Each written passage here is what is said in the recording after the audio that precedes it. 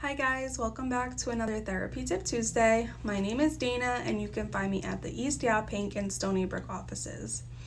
Today for my last Therapy Tip Tuesday, I wanted to talk by showing you guys different ways to target early language development for younger children.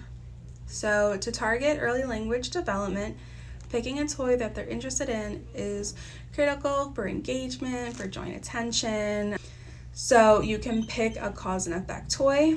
This is what I noticed to be the most engaging, as it starts to show the child that their actions have an effect in their environment.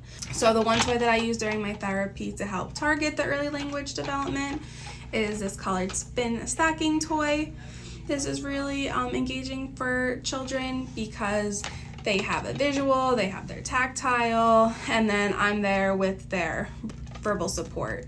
So you can work on colors, you can work on numbers, requesting, you can work on functional core words like up, down, on, and off, while also using this toy to increase the child's MLU by modeling longer phrases.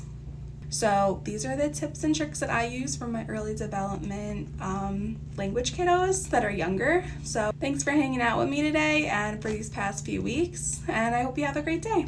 Bye.